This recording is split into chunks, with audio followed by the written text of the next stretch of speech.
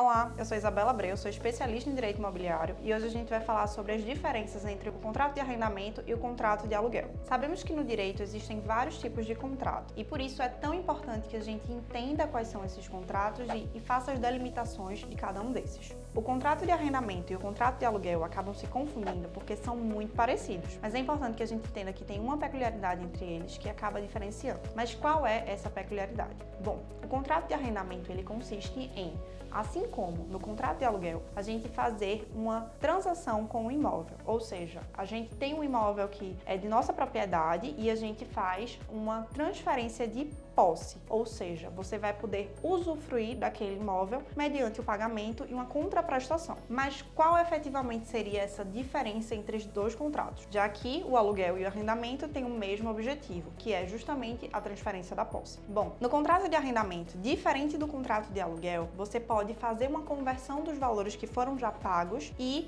o arrendatário ele pode fazer a compra desse imóvel. Então, a diferença, o ponto cerne é justamente esse, a possibilidade de, no final do contrato, fazer a compra. E aí partimos para as possibilidades de arrendamento. No direito imobiliário, a gente tem dois arrendamentos principais. Seria o arrendamento rural e o arrendamento comercial. Bom, no arrendamento rural, a gente falaria de uma hipótese onde a gente tem um imóvel, mas a gente não está efetivamente usufruindo dele. E aí a gente quer que uma outra pessoa faça, por exemplo, semeie aquele local ou tire frutos efetivamente daquele local. A gente vai ceder para que a pessoa possa usufruir e cultivar naquele local. Ou seja, essa opção ela é vantajosa quando a pessoa ela tem interesse em ceder, mas não em efetivamente vender. É importante falar que nesse tipo de arrendamento rural, o arrendatário ele vai compartilhar os riscos do negócio e também pode compartilhar os lucros advindos daquela semeada, daquela atividade que vai ser desempenhada no local. E é interessante a gente falar dessa possibilidade porque a gente sabe que quando se trata de uma colheita, podem existir imprevistos. E aí, em uma situação, por exemplo, como uma impossibilidade de colheita numa época determinada e aí uma necessidade de extensão, o contrato ele pode ser modificado sem necessariamente acabar havendo um ônus exacerbado para as partes. No entanto, quando a gente fala da hipótese de encerramento, a gente precisa respeitar alguns prazos. Mas aí falando sobre o encerramento desse contrato.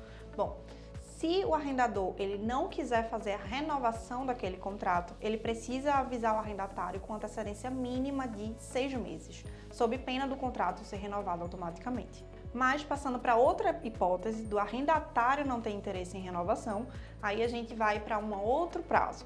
Bom, se o arrendatário ele não tiver interesse em renovação, ele tem, após o fim do contrato, 30 dias para fazer essa comunicação. O arrendamento comercial, por sua vez, é muito semelhante ao contrato de aluguel propriamente dito. A única diferença é que, neste caso, como se destina à utilização de um comércio, com fins comerciais, ele não vai poder ser utilizado com fins residenciais e tem a possibilidade de, no final do contrato, ser convertido em venda. E os valores que foram gastos durante esse período poderão ser utilizados para quitar a compra do bem. E essa é uma das grandes vantagens do contrato de arrendamento. Como se a pessoa efetivamente já fosse fazendo o pagamento de parcelas e no final, se for de seu interesse, você consegue converter os valores pagos e abater do valor final do imóvel. E qual o profissional que é indicado para fazer a minuta deste contrato? Bom, como todos os contratos no direito, é importante que a gente faça uma individualização, que a gente faça um estudo.